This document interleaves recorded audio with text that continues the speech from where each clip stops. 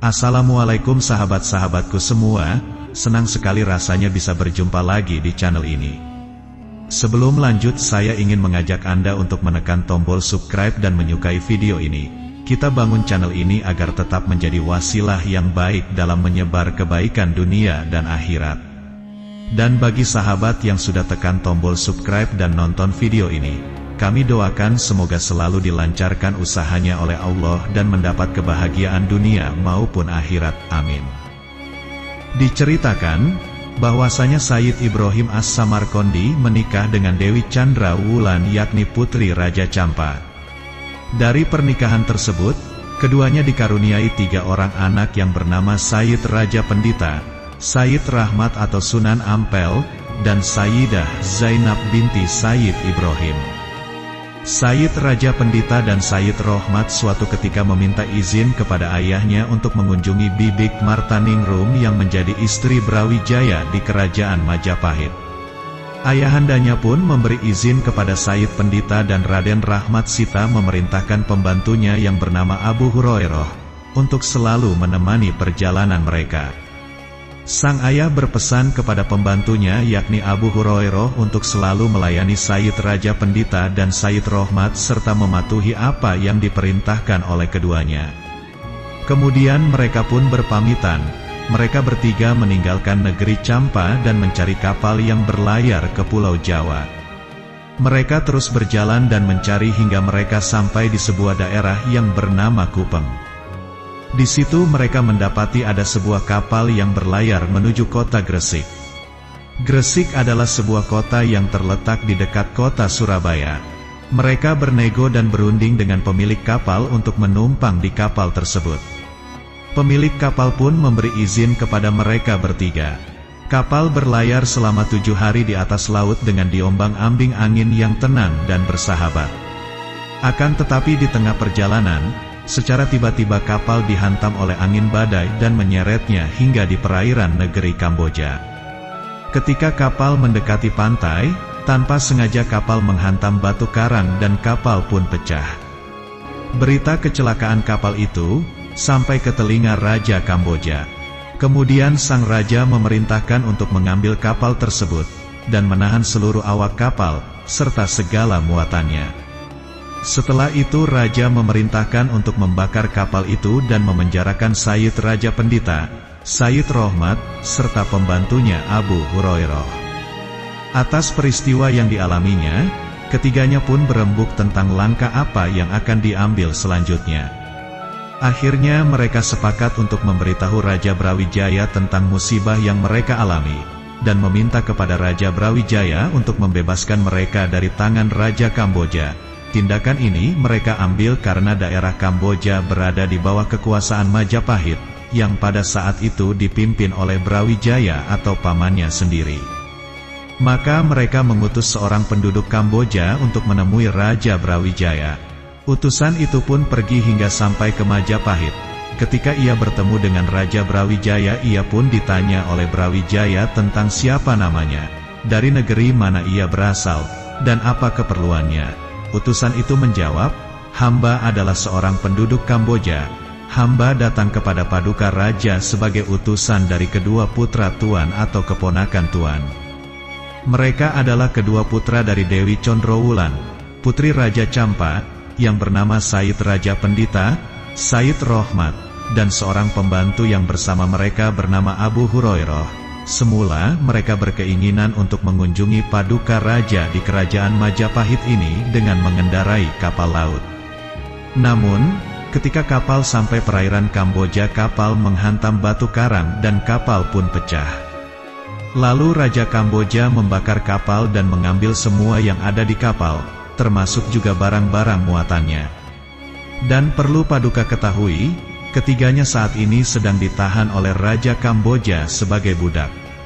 Mereka mengharapkan pertolongan dari Paduka Raja untuk membebaskan mereka dari cengkeraman Raja Kamboja. Setelah Brawijaya mendengar penuturan cerita tentang kedua keponakannya dan seorang pembantunya dari orang Kamboja tersebut, hati kecil Raja Brawijaya merasa iba kepada kedua keponakannya dan seorang pembantunya itu.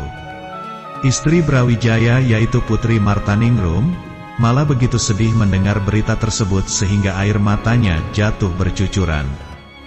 Brawijaya akhirnya memanggil Arya Bangah atau menterinya. Saat Arya Bangah menghadapnya, diceritakan kepada menterinya itu tentang kecelakaan kapal yang ditumpangi kedua keponakannya dan seorang pembantunya di perairan Kamboja. Tentang kabar ditahan, serta dijadikannya meraka sebagai budak oleh Raja Kamboja. Raja Brawijaya berkata kepada Arya Bangah, "Pergilah ke Kamboja untuk mengambil ketiga anak itu dari tangan Raja Kamboja. Untuk tugas ini aku mengutus 10 prajurit pilihan bersamamu serta bawalah senjata yang kalian butuhkan." Arya Bangah dan prajurit yang bersamanya berpamitan kepada Raja Brawijaya untuk pergi ke Kamboja. Mereka meninggalkan Majapahit dan pergi hingga sampai ke negeri Kamboja. Ketika mereka berhadapan dengan Raja Kamboja, sang raja menanyakan siapa nama mereka, dari mana asal mereka, dan apa keperluan mereka datang ke Kamboja. Arya Bangah menjawab pertanyaan Raja Kamboja itu, "Nama hamba adalah Arya Bangah, hamba dan prajurit yang bersama dengan hamba ini diutus oleh Raja Agung Brawijaya untuk memastikan tentang berita yang diterima oleh beliau, bahwa Anda menahan 2 pemuda dan seorang pembantunya, yang mana mereka itu menaiki kapal dan kapal itu kecelakaan menabrak batu karang di perairan negeri Kamboja ini.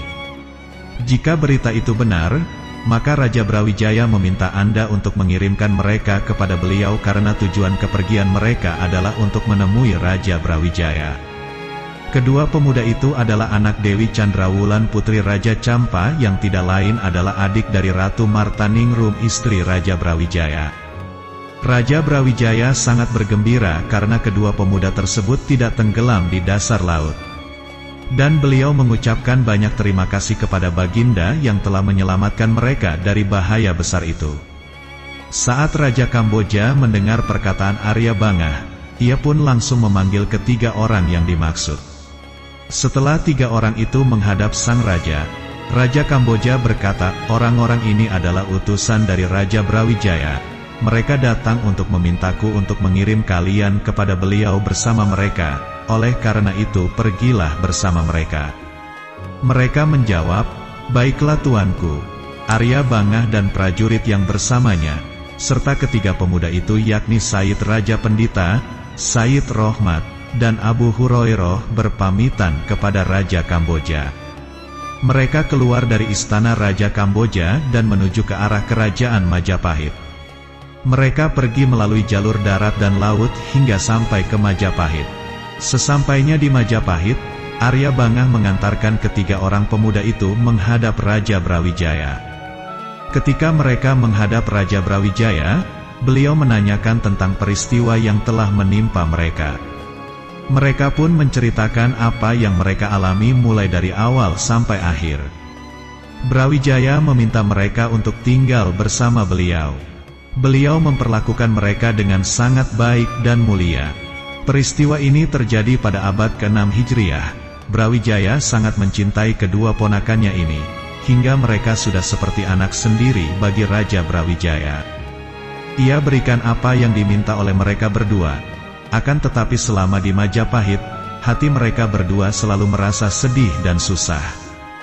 Karena mereka tidak melihat seorang pun dari penduduk Majapahit pada khususnya, dan penduduk Pulau Jawa pada umumnya, yang memeluk dan mengerjakan syariat agama Islam, sampai-sampai pada saat mereka berdua mendirikan sholat, orang-orang menjadikannya sebagai bahan tertawaan dan ejekan.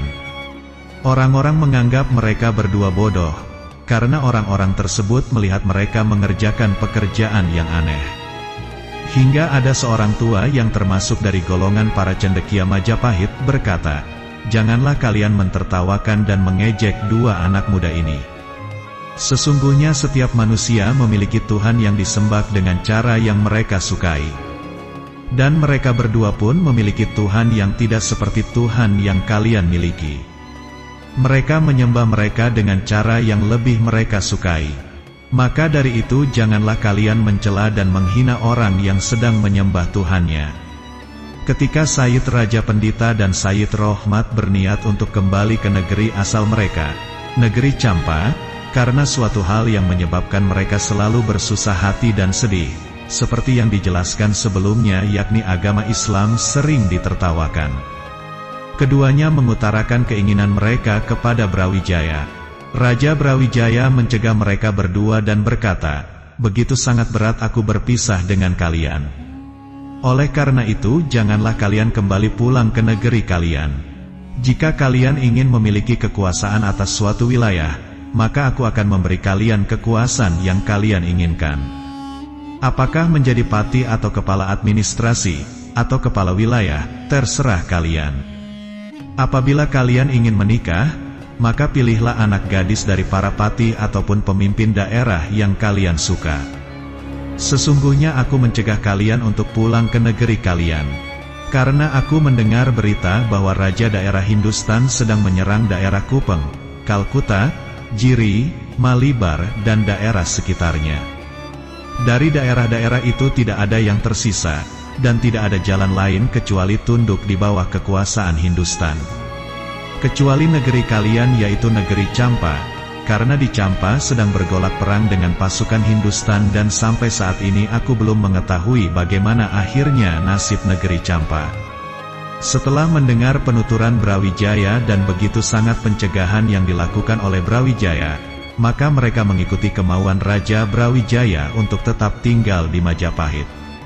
Kemudian setelah itu mereka bertiga pun menikah. Sayit Raja Pendita menikah dengan anak Arya Beriben, bernama Maduretno, dan mendirikan sebuah rumah di desa Sinabun.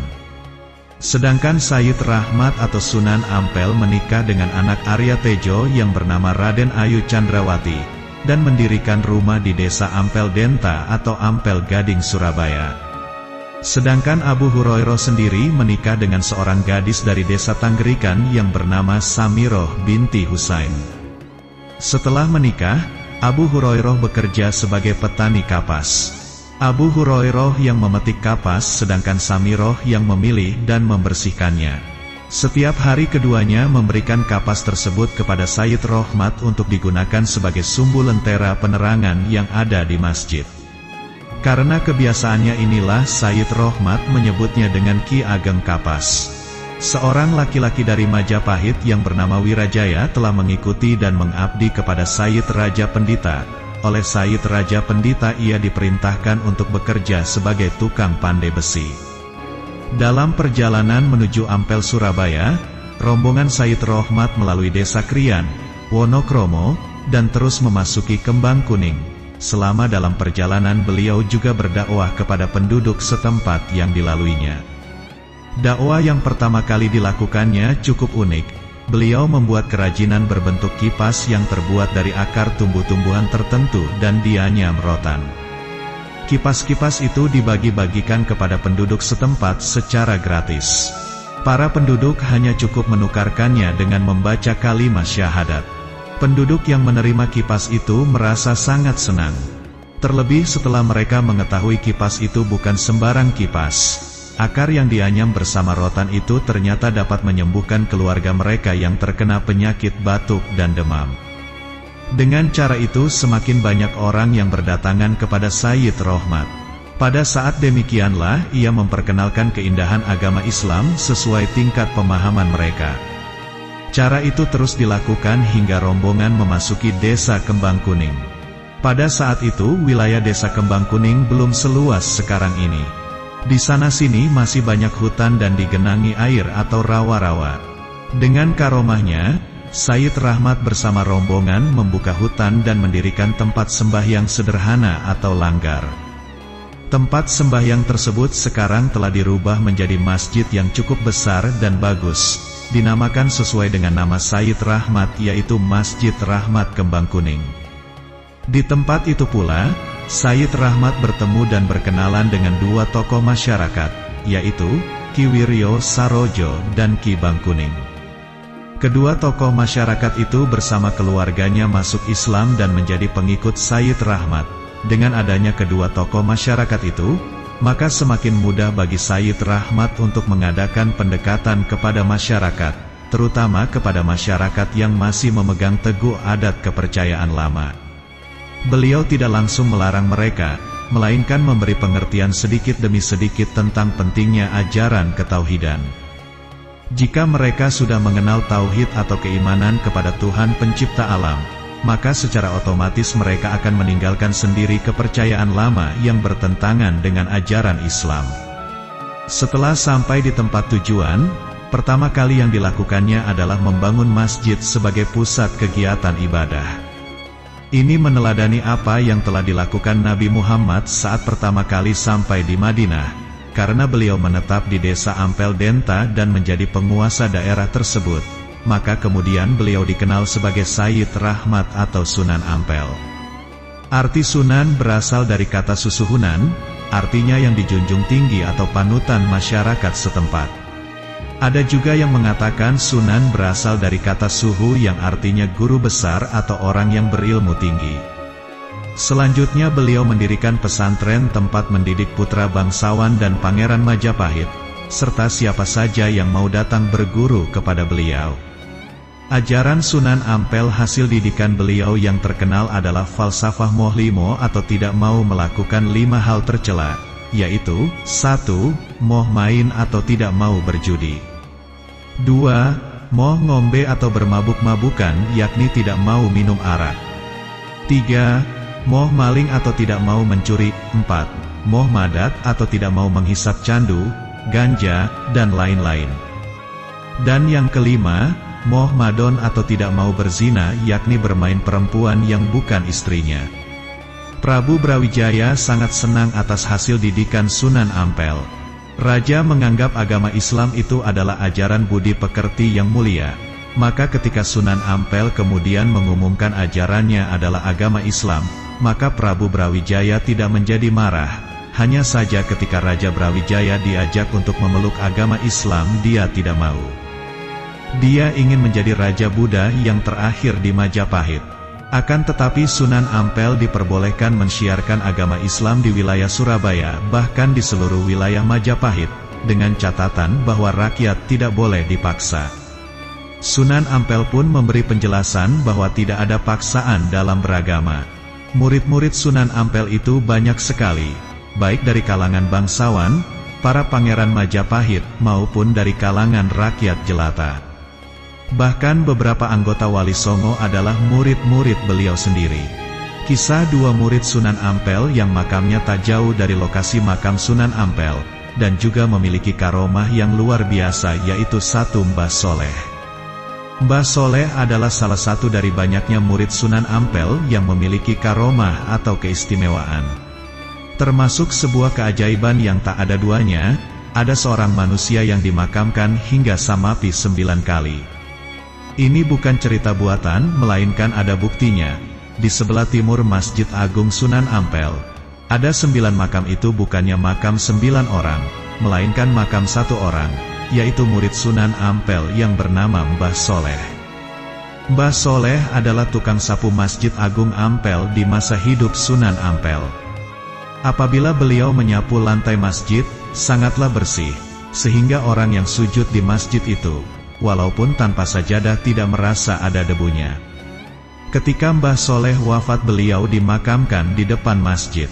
Ternyata tidak ada santri yang sanggup mengerjakan pekerjaan Mbah Soleh, yaitu menyapu lantai masjid dengan sangat bersih.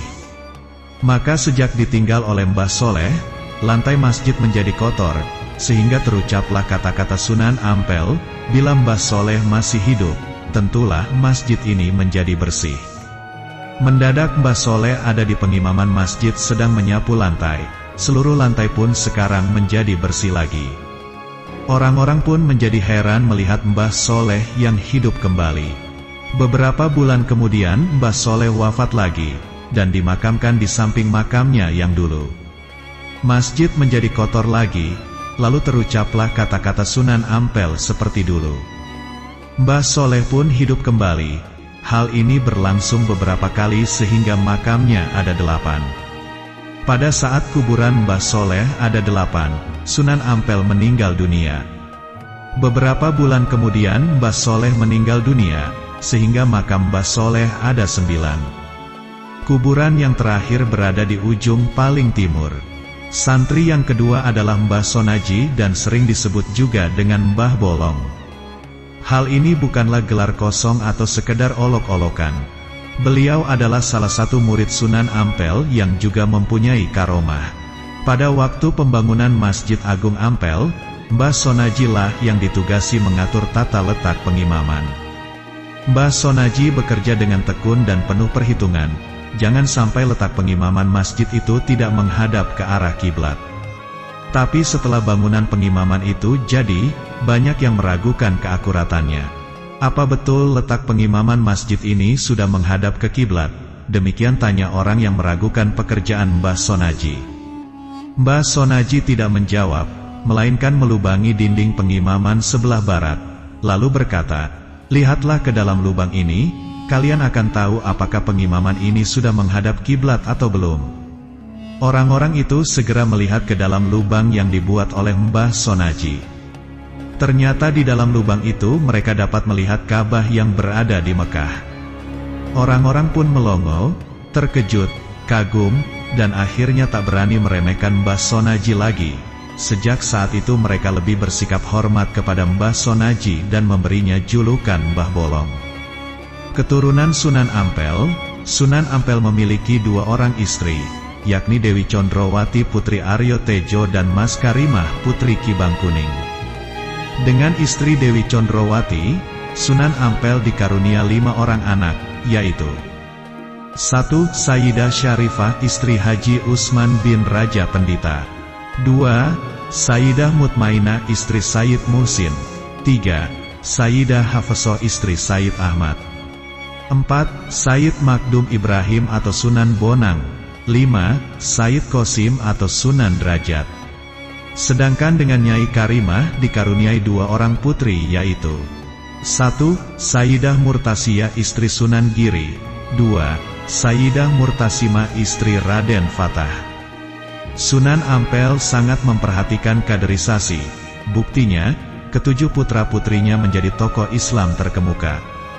1. Sayyidah Syarifah istri Haji Usman bin Raja Pendita. Sayyidah Syarifah dinikah oleh Haji Usman bin Sayyid Raja Pendita yang kemudian menetap di sebuah desa dekat sebuah gunung. Desa itu bernama Desa Mayuran. Ia menyendiri di desa itu dan menyepi untuk beribadah serta bersungguh-sungguh dalam memerangi hawa nafsunya. Hingga ia menjadi seorang wali Allah 5 dan masyhur dengan sebutan Sunan Mayuran. Dari pernikahan mereka dikaruniai seorang putra yang bernama Amir Husain. 2. Sayyidah Mutmainah istri Sayyid Muhsin.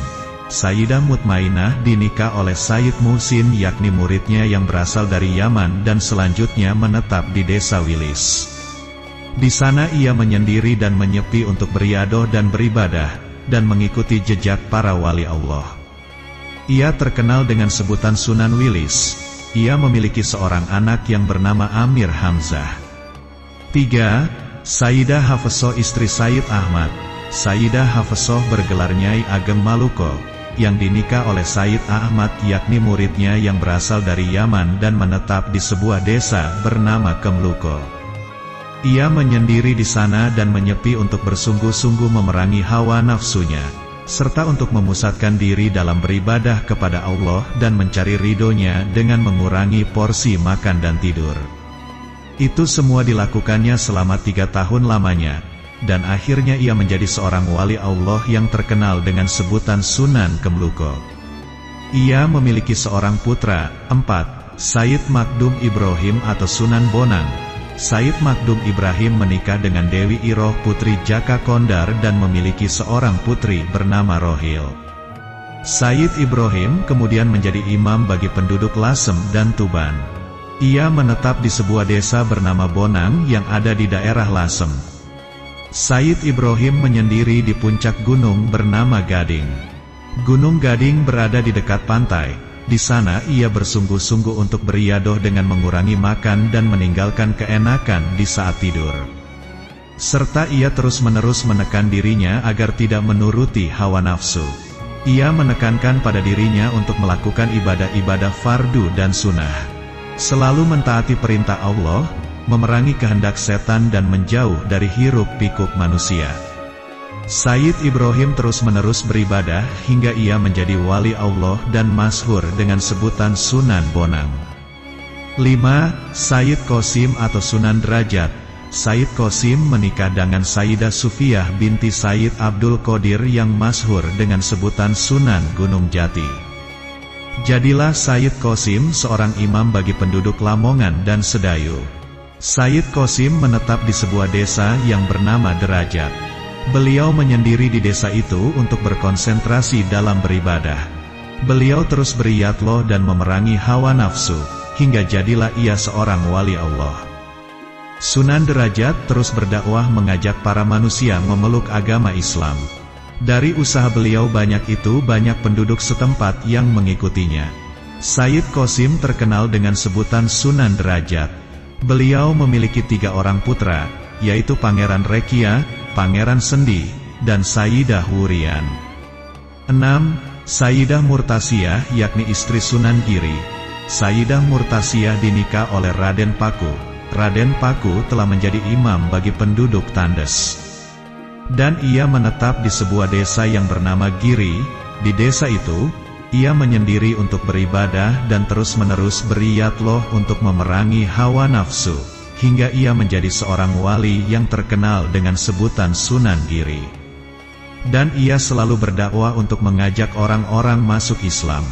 Dari situ, banyak orang yang mengikuti jejak beliau.